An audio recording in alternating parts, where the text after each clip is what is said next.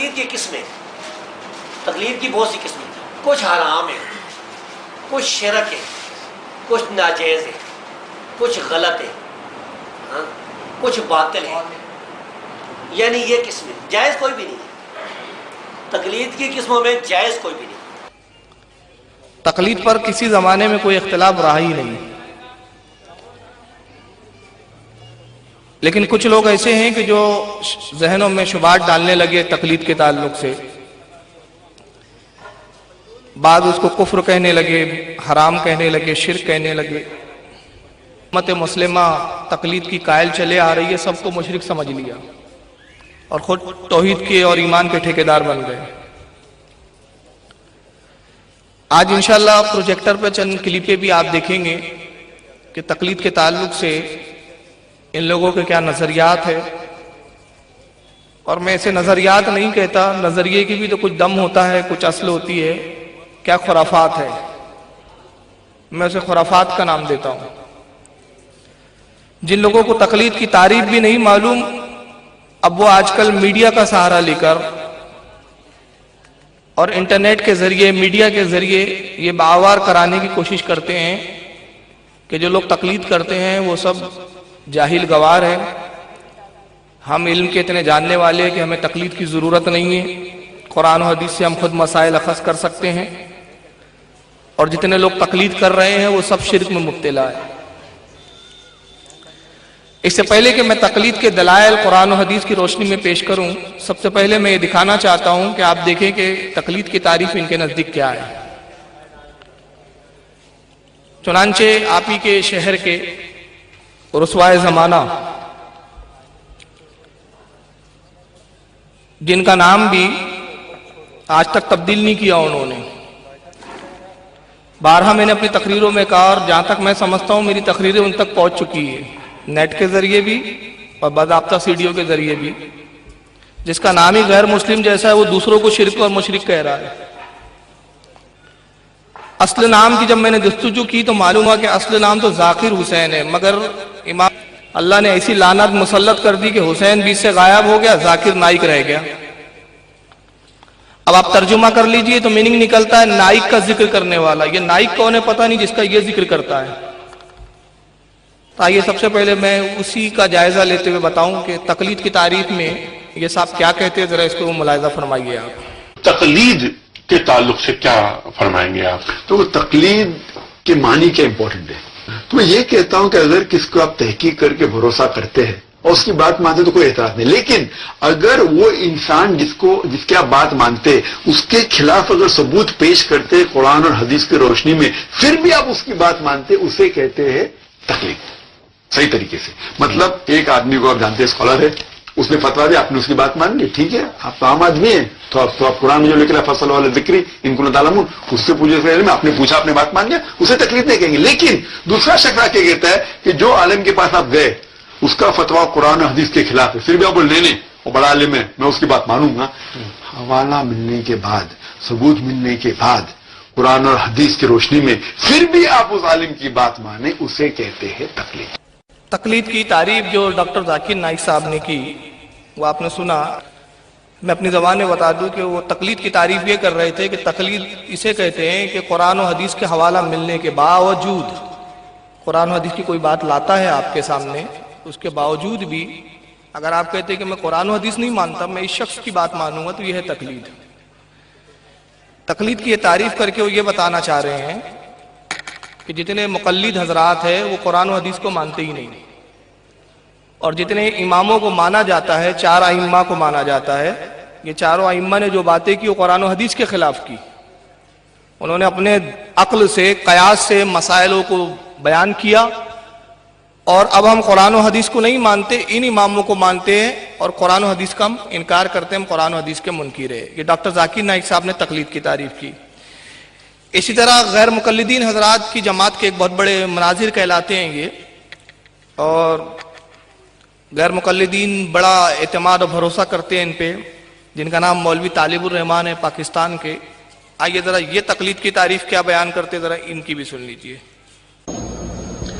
کہا نبی کی حدیث کی تعویل کرو، اور اگر نبی کی حدیث صریح ہو کہہ دو نبی کی یہ حدیث منسوخ.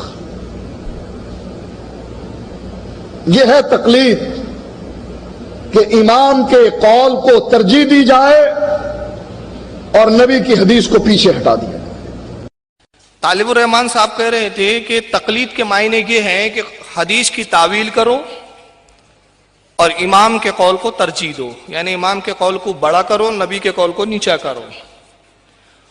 اور اگر حدیث صریح ہو، صحیح ہو اور کوئی راستہ نہ ملے حدیث کے منکار کا تو صاف کہہ دو کہ یہ حدیث منسوخ ہے. اسے کہتے ہیں تقلید.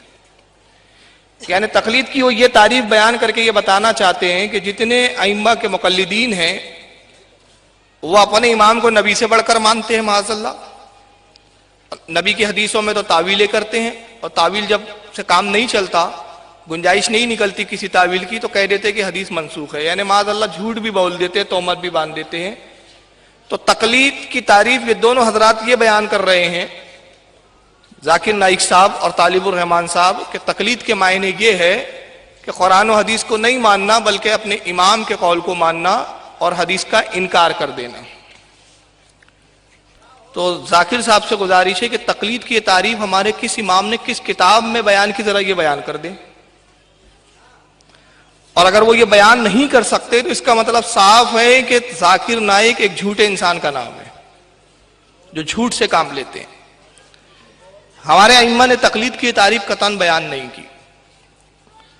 تقلید کے لفظی معنی ہوتے ہیں قلادہ، گردن میں توق ڈالنا، اور شرعی معنی ہوتے ہیں کسی کے قول و فعل کو بلا دلیل کے اپنے اوپر لازم کر لینا، یعنی اس سے دلیل پوچھے بغیر، اس اعتماد کے ساتھ کہ جس کا ہم قول لے رہے ہیں، جس کے قول کو ہم سن کر عمل کریں گے، یہ قرآن و حدیث کا اتنا جاننے والا ہے کہ جو کچھ کہیں گے یہ قرآن و حدیث کی روشنی میں کہیں گا. ہمارے نزدیک تقلید کی یہ تعریف ہے. یہ نہیں ہے کہ معاذ اللہ حدیث میں بیجا تعویل کی جائے، یا تعویل نہ ہو تو حدیث کو منسوخ کر دیا جائے، اور یہ نہیں ہے کہ حدیث کو انکار کیا جائے اور امام کے قول کو لیا جائے. یہ ہمارے ہاں تقلید کی تعریف نہیں ہے. اور اگر ایسی تعریف کسی کتاب میں ہے تو ذاکر صاحب سے گزارش ہے کہ وہ تعریف بتا دیں. امام غزالی رحمت اللہ تعالی علیہ نے المستصفا، جو آپ کی تصنیف ہے، جلد نمبر 2 صفحہ 387 پر تقلید کی جو تعریف بیان کی، امام غزالی رحمت اللہ علیہ فرماتے ہیں التقلید ہوا قبول قول بلا حجہ. وہ کہتے ہیں تقلید یعنی کسی کے قول کو بغیر کسی حجت کے قبول کر لینا، یعنی بغیر کسی دلیل مانگے ہوئے قبول کر لینا. اس کی وجہ کیا ہے؟ جس امام سے ہم قول سن رہے ہیں اگر ہم میں اتنی استطاعت ہو کہ ہم دلیل کو سمجھ سکتے ہیں تو پھر ہمیں اس امام کے قول کو لینے کی ضرورت کیا، اس سے پوچھنے کی کیا ضرورت ہے، ہم خود بھی نکال لیں گے. تو تقلید کے معنی امام غزالی رحمت اللہ تعالی علیہ فرماتے ہیں کہ یہ ہے کہ کسی کے قول کو بغیر کسی حجت کے دلیل طلب کیے ہوئے، اس کے علموں پر اعتماد کرتے ہوئے یقین کر لینا، یہ کہلاتا ہے تقلید. اسی طرح حضرت علامہ سید شریف جرجانی رحمت اللہ تعالی علیہ اپنی مشہور تصنیف التعریفات صفحہ 97 میں فرماتے التقلید عبارت عن قبول قول الغیر بلا حجہ. کہتے حجت اور دلیل کے بغیر کسی کی بات مان لینا تقلید ہے. اسی طرح مسلم الثبوت مدارس میں پڑھائی جاتی ہے، چنانچہ مسلم الثبوت میں صاحب مسلم الثبوت تقلید کی تعریف یہ بیان کرتے التقلید العمل بقول الغیر من غیر حجہ، یعنی تقلید وہ عمل ہے کہ جس میں کسی کے قول کو بغیر کسی حجت و دلیل کے مان لیا جائے، یہ ہے تقلید. اور یاد رکھیے جب ہم کسی امام کی تقلید کرتے ہیں تو تقلید تبھی ہم کرتے ہیں کہ جس میں قرآن و حدیث کے اقوال نہیں ملتے ہمیں، ایک چیز. دوسری، عقائد میں ہم تقلید نہیں کرتے.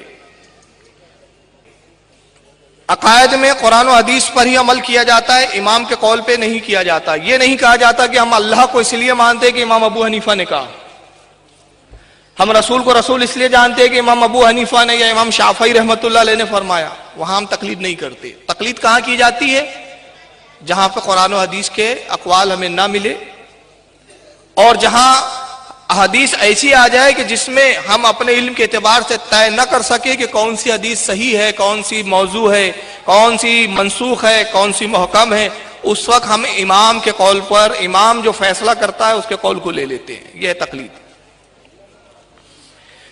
پورے روئے زمین پر اس وقت مسلمان، اور جب سے نبی پاک صلی اللہ علیہ وسلم کے زمانے ظاہری کے بعد سے دو طرح کے مسلمان چلے آ رہے ہیں، اور قیامت تک دو طرح کے ہی مسلمان ہو سکتے. تیسری کیٹیگری مسلمان کی کوئی ہو ہی نہیں سکتی. مسلمانوں کی پہلی کیٹیگری میں آتے ہیں مجتہد. مجتہد اسے کہتے ہیں کہ جو قرآن کا اتنا علم رکھتا ہے کہ اس کے ناسخ، منسوخ، محکم، متشابہات، ان سب چیزوں پر اس کو عبور حاصل ہو. کون سی آیت کب نازل ہوئی، اس کا شان نزول کیا ہے، اس کا مقصد کیا ہے، اس سے کیا مسائل استنباط کیے جا سکتے ہیں، کون سی آیت منسوخ ہے، کون سی جو ہے محکم ہے. یہ جو علوم پر، ان علوم پر جو مہارت رکھتا ہے، جو احادیث پر مہارت رکھتا ہے، احادیث میں کون سی منسوخ ہے، کون سی موضوع ہے، کون سی ضعیف ہے، اور حدیث کی کون سی کیٹیگری میں یہ حدیث آتی ہے، کہ جتنے علوم پر جو مہارت رکھتا ہے وہ کہلاتا ہے مجتہد. اور مجتہد کو کسی کی تقلید کرنا جائز نہیں. ظاہر سی بات ہے کہ جب اللہ نے اس کو اتنا علم دیا کہ وہ قرآن و حدیث کے پورے علوم کو جانتا ہے، احادیث پر اس کی نظر ہے، لاکھوں حدیثوں کا حافظ ہے، تو اس شخص کو جب وہ مجتہد کے مقام پہ فائز ہو گیا تو اس کو تقلید کی ضرورت نہیں. مسلمانوں کی دوسری کیٹیگری میں آتے ہیں غیر مجتہد. غیر مجتہدین میں ہم آ جاتے ہیں. ہمارے پاس اتنا علم نہیں کہ ہم جان سکے، ہمیں نہیں معلوم، اور نہ اتنی استطاعت ہے ہمارے پاس، نہ اتنی ہم میں صلاحیت ہے کہ ہم قرآن کے ناسخ و منسوخ کا علم رکھے، احادیث کے بارے میں ہم تحقیق کر سکے. تو جو غیر مجتہد ہے اس کو مجتہد کی تقلید کرنا واجب ہے. قرآن عظیم نے خود اس کا حکم دیا کہ جو لا علم ہے، جن کو علم کم ہے، جو مجتہد کے مقام پر فائز نہیں، ان کو چاہیے کہ مجتہدین کی جو علم والے ہیں ان کی تقلید کرے. چنانچہ قرآن عظیم میں اللہ تعالیٰ ارشاد فرماتا ہے سورہ فاتحہ میں، اہدنا الصراط المستقیم صراط الذین انعمت علیہم. اے میرے بندو دعا کرو. اللہ فرماتا ہے میرے بندو تم اپنے رب سے یہ عرض کرو، اے رب کائنات ہمیں صراط مستقیم پر چلا، ان لوگوں کے راستے پر جن پر تو نے اپنا فضل و کرم کیا، انعام نازل کیا. اب یہ دیکھیں، یہ اتنی سری آیات ہے تقلید کے تعلق سے کہ جو لوگ کہتے ہیں کہ کسی کے راستے پہ چلنے کی ضرورت نہیں، صرف اللہ کو مانو، رسول کو مانو، قرآن حدیث امام کی ضرورت نہیں، ہم خود اتنے پڑھے لکھے ہیں کہ ہم خود قرآن و حدیث سمجھ سکتے ہیں، ہمیں کسی امام کی ضرورت نہیں.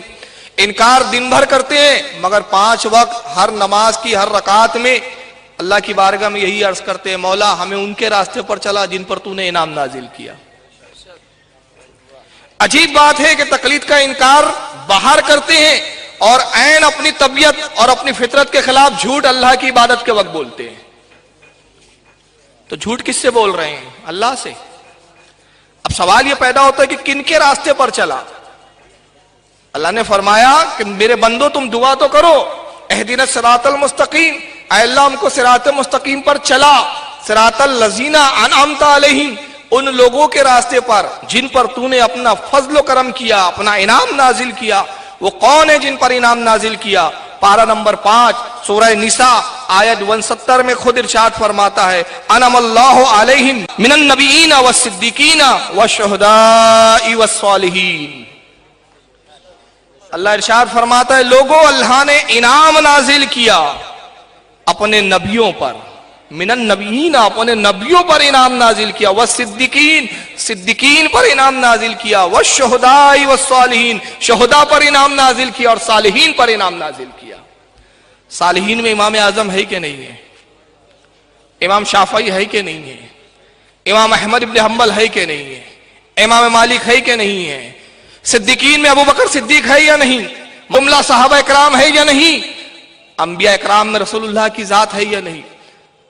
اور دوسرے لفظوں میں یہ کہلوایا جا رہا ہے کہ اے لوگوں یہ کہو، اے پروردگار ہم کو نبی کے راستے پر چلا، ہم کو صدیقین کے راستے پر چلا، ہم کو شہداء کے راستے پر چلا، ہم کو اماموں کے راستے پر چلا.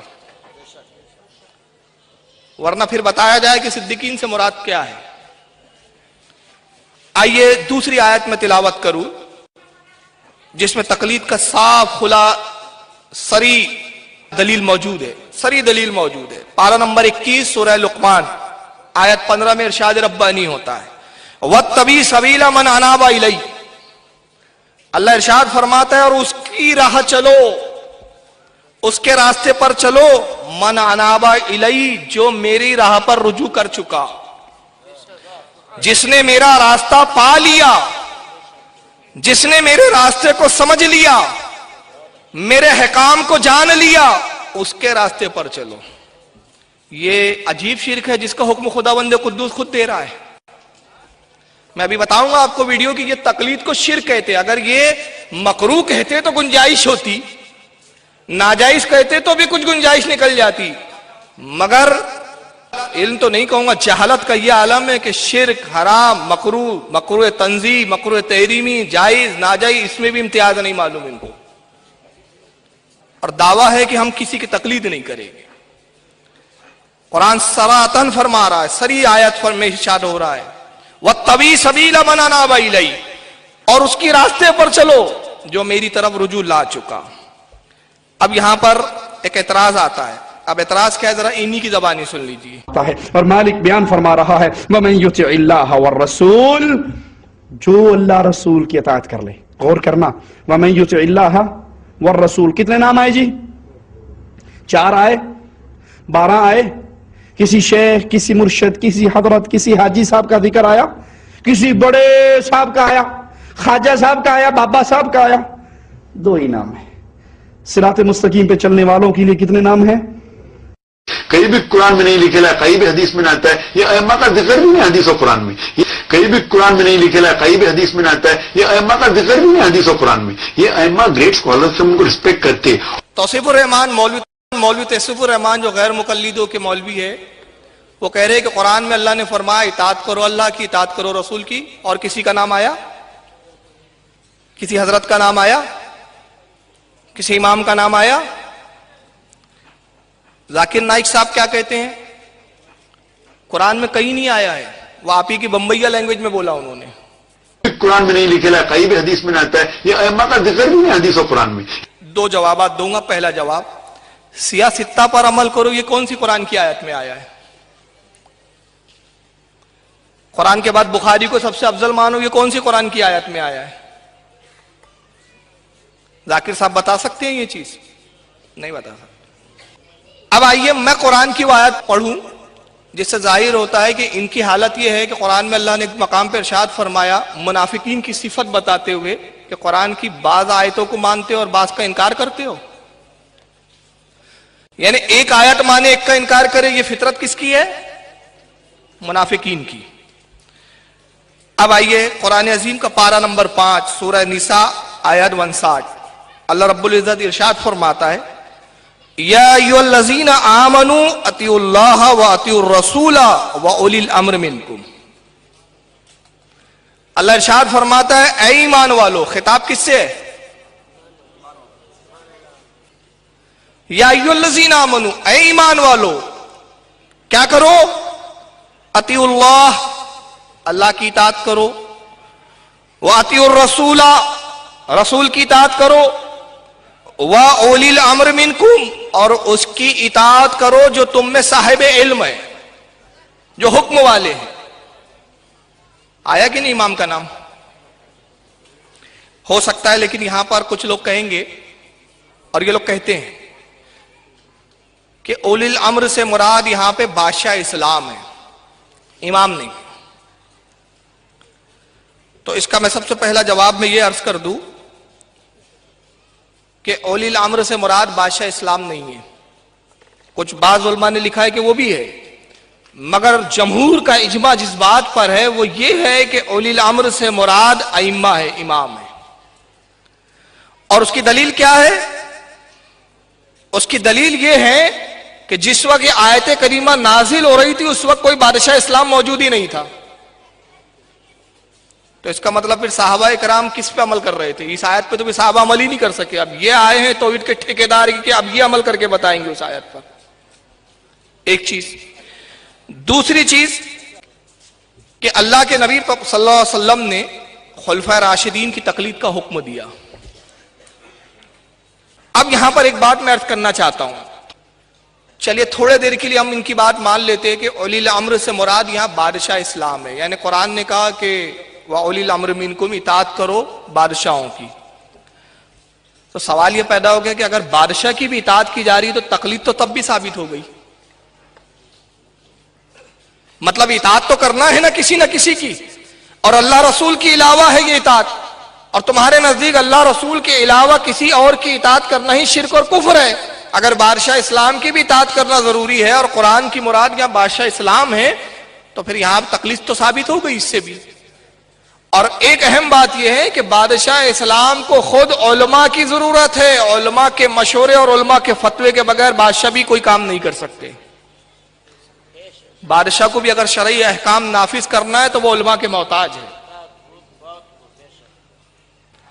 لہذا یہاں ثابت ہو جاتا ہے کہ اولی الامر سے مراد علماء ہے، ائمہ اکرام ہے، اس لیے کہ بادشاہ بھی ان کے محتاج ہے. آئیے اس کی دلیل میں ایک حدیث پیش کرتا ہوں. یہ ہے حاکم المستدرک، امام حاکم کی حدیث کی کتاب ہے اور اس کا صفحہ نمبر جلد نمبر 1 صفحہ نمبر 199 حدیث نمبر 422. آئیے امام حاکم رضی اللہ تعالیٰ عنہ کیا نقل کرتے ہیں یہ آپ کے سامنے ہے. پوری سند ہے، میں سند چھوڑ رہا ہوں. حدیث نمبر 422، حدثنا ابو زکریا یحییٰ بن محمد، یہ پوری سند ہے. یہاں تک کہ سند حضرت جابر بن عبداللہ انصاری رضی اللہ تعالیٰ عنہ تک پہنچاتے ہیں. کہتے ہیں ان جابر بن عبداللہ رضی اللہ تعالیٰ عنہ اطیعوا اللہ واطیعوا الرسول واولی الامر منکم قال اولی الفقہ والخیر. حضرت جابر بن عبداللہ انصاری رضی اللہ تعالیٰ عنہ کہتے ہیں کہ قرآن عظیم میں اللہ تعالیٰ نے جو ارشاد فرمایا کہ اے ایمان والو اطاعت کرو اللہ کی، اطاعت کرو رسول کی اور ان کی جو تم میں حکم والے ہیں، وہ کہتے ہیں کہ اس سے مراد وہ علماء ہیں جو صاحب علم ہیں، فقہ کا علم رکھتے ہیں اور بھلائی والے ہیں. یعنی اس آیت میں کون مراد ہے؟ وہ کہہ رہے ہیں جو علم فقہ کے جاننے والے ہیں اور علم فقہ کے ساتھ ساتھ خیر کا علم رکھتے ہیں، وہ ائمہ اس آیت کریمہ سے مراد ہے. اس کے بعد حضرت امام حاکم لکھتے ھذا حدیث صحیح، یہ حدیث صحیح ہے، لہو شاہد، اس کی شاہد ہمیں نظر نہیں آئی، وتفسیر الصحابی عندہما مسند، اور کہتے ہیں کہ صحابی کی کوئی تفسیر یعنی صحابی کسی آیت کی تفسیر بیان کرے تو امام بخاری اور امام مسلم دونوں کے نزدیک یہ مسند کا درجہ رکھتی ہے. یعنی عام تفاسیر سے اس کا درجہ بہت زیادہ ہو جاتا ہے. چنانچہ اس روایت سے صاف ثابت ہو جاتا ہے امام حاکم کی کہ اولی الامر سے مراد علماء ہے، ائمہ ہے. اسی حدیث کو تفسیر ابن جریر کے اندر امام ابن جریر نے جلد نمبر 5 صفحہ نمبر 88 پہ بھی نقل کیا ہے. اس وقت میرے ہاتھ میں سنن دارمی ہے، اس کی جلد نمبر 1 ہے اور صفحہ نمبر اس کا 17 ہے، 127 ہے اس کا صفحہ نمبر.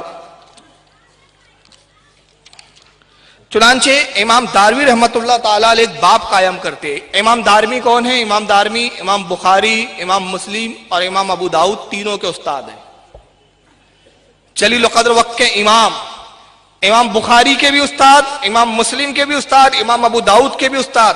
سنن دارمی انہوں نے بخاری سے بہت پہلے لکھی تھی اور ایک باب قائم کرتے ہیں. باب کا نام ہے الاقتداء بالعلماء، علماء کی پیروی کرنے کا بیان. اور اسی باب کے اندر وہ حدیث لاتے ہیں ان عطا، یہ تابعی ہے، کہتے ہیں کہ حضرت امام عطا نے کہا اطیعوا اللہ واطیعوا الرسول واولی الامر منکم، اطاعت کرو اللہ کی، اطاعت کرو رسول کی اور ان کی جو تم میں حکم والے ہیں. قال اولی العلم والفقہ وطاعتہ الرسول اتباع الکتاب والسنہ. کہتے ہیں کہ اس آیت میں اولی الامر سے مراد امام ہے جو علم فقہ کے جاننے والے ہیں، اور کتاب و سنت سے مراد، کتاب سے مراد قرآن عظیم، اور اتباع کرو الرسول کی، اس سے مراد رسول اللہ کی سنت ہے. چنانچہ امام دارمی جیسا وقت کا محدث بھی اس آیت کی تشریح یہی کر رہا ہے جو امام بخاری کے استاد ہے کہ اس آیت میں اولی الامر سے مراد علماء اور ائمہ ہیں. آئیے میں چوتھی آیت کریمہ تقلید کے ثبوت میں پیش کروں. پارہ نمبر 17 سورہ انبیاء آیت 7 میں اللہ رب العزت ارشاد فرماتا ہے فَاسْأَلُوا أَهْلَ الذِّكْرِ إِن كُنتُمْ لَا تَعْلَمُونَ. اے لوگو علم والوں سے پوچھو اگر تمہیں علم نہ ہو. اس آیت کے تعلق سے اب یہ کون ہے جن سے پوچھنے کا حکم دیا جا رہا ہے؟ یہ علماء اور ائمہ ہیں. چنانچہ تفسیر خازن کے اندر صاحب تفسیر خازن نقل کرتے فَاسْأَلُوا أَهْلَ الذِّكْرِ إِن كُنتُمْ لَا تَعْلَمُونَ فَاسْأَلُوا الْمُؤْمِنِينَ الْعَالَمِينَ مِنْ أَهْلِ الْقُرْآنِ. وہ کہتے ہیں کہ اللہ تعالیٰ نے قرآن عظیم میں جو ارشاد فرمایا کہ اے لوگوں علم والوں سے پوچھو اگر تمہیں علم نہ ہو، تو اس سے مراد وہ مومن ہیں، وہ علماء ہیں جو قرآن کا سب سے زیادہ علم رکھتے ہیں. یہاں بھی تقلید کا حکم آیا ہے. آئیے میں آیتیں تو اور پڑھنا چاہتا تھا لیکن وقت کافی ہو رہا ہے، بس یہ آخری آیت سنا دیتا ہوں. پارہ نمبر 15 ہے سورہ بنی اسرائیل آیت 71 میں اللہ ارشاد فرماتا ہے یوم ندعو کل اناس بامامہم. اور حشر کے دن کو یاد کرو جب ہم تمہیں تمہارے امام کے ساتھ بلائیں گے. کس کے ساتھ بلائیں گے؟ امام کے ساتھ. اب جس کا کوئی امام ہی نہیں ہوگا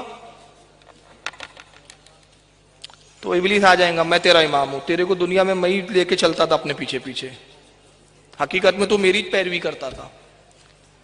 مگر جس کا امام ہوگا اس کا عالم کیا ہوگا؟ تفسیر حنفی امام ابو حنیفہ کے ساتھ، شافعی امام شافعی کے ساتھ، حنبلی امام احمد ابن حنبل کے ساتھ، مالکی امام مالک کے ساتھ آئیں گے. اور یہ کس کے ساتھ آئیں گے؟ تو قرآن کہہ رہا ہے حشر کے دن کو یاد کرو. اب یہاں انہوں نے دھوکہ دینے کے لیے ہمارا امام رسول ہے. اچھا اتنا بڑا دعویٰ؟ ارے بھائی ہاں امام کی بات ہو رہی ہے، نبی کی بات نہیں ہو رہی ہے. اور اگر رسول امام ہے تو پھر امام ابن تیمیہ کیوں کہتے ہو؟ ابن تیمیہ کو کیا رسول کے برابر سمجھتے ہو؟ عبد الوہاب نجدی کو امام کیوں بولتے ہو؟ تو یہ شرک پھر رسالت ہوا کہ نہیں تمہاری ہی تعریف کے روح سے جو تقویۃ الایمان میں تمہارے ابا حضور نے بیان کیے. تو یہاں امام سے مراد رسول اللہ نہیں ہے، رسول اللہ نہیں ہے. تو یہاں دھوکہ دیتے ہمارے امام تو رسول اللہ ہے. اچھا رسول اللہ بھی امام، ابن تیمیہ بھی امام، عبد الوہاب نجدی بھی امام، تو کیا رسول کے برابری کا دعویٰ کرتے ہو؟ تو یہاں سے صاف ظاہر ہو جاتا ہے کہ ان کا پروپیگنڈا کچھ ہے، کہتے کچھ ہے، مانتے کچھ ہے. اب آئیے حدیث سے میں چند تقلید کے ثبوت آپ کے سامنے رکھ دوں، پھر انشاءاللہ اس کے بعد آگے گفتگو عام بات ہوں گی. یہ میرے ہاتھ میں اس وقت دارمی شریف ہے اور دارمی کی جلد 1 حدیث نمبر 170 اور بعد میں اس کی اور تخارج پیش کروں گا. امام دارمی رحمت اللہ تعالی علیہ حدیث نمبر 170 اور کتاب کا نام ہے المقدمہ، یعنی دارمی کے مقدمے کے اندر حضرت معاذ رضی اللہ تعالیٰ عنہ سے روایت کرتے ہیں کہ حضرت معاذ رضی اللہ تعالیٰ عنہ نقل کرتے روایت کرتے ہیں. ان کے جملے یہ امام دارمی کے ان معاذین ان النبی صلی اللہ علیہ وسلم لما بعثہ الی الیمن. وہ کہتے ہیں کہ اللہ کے نبی صلی اللہ علیہ وسلم نے مجھے یمن کی طرف بھیجا، ملک یمن. اور کس لیے بھیجا؟ گورنر بنا کر بھیجا، قاضی بنا کر بھیجا. قال رأیت ان ارز لک قزون کیف تقضی. حضرت معاذ رضی اللہ تعالیٰ عنہ کہتے ہیں کہ پھر اللہ کے نبی نے مجھ سے پوچھا اے معاذ میں تجھے قاضی بنا کر بھیج رہا ہوں، تیرے پاس کوئی مسئلہ آ جائے، کوئی مقدمہ آ جائے تو فیصلہ کیسے کرے گا؟ صحابی سے رسول اللہ پوچھ رہے ہیں. تو کہتے ہیں قال اقضی بکتاب اللہ. حضرت معاذ کہتے ہیں کہ یا رسول اللہ میں اللہ کی کتاب سے فیصلہ کروں گا. قال فإن لم يكن في کتاب اللہ. اے معاذ اگر تجھے وہ حکم کتاب میں نہ ملے، اللہ کی کتاب میں وہ حکم نہ پائے تو پھر کیسے فیصلہ کرے گا؟ قال فبسنت رسول اللہ صلی اللہ علیہ وسلم. حضرت معاذ نے کہا یا رسول اللہ میں آپ کی سنت میں اس کو تلاش کروں گا، آپ کی سنت سے میں فیصلہ کروں گا. قال فإن لم يكن في سنت رسول اللہ صلی اللہ علیہ وسلم.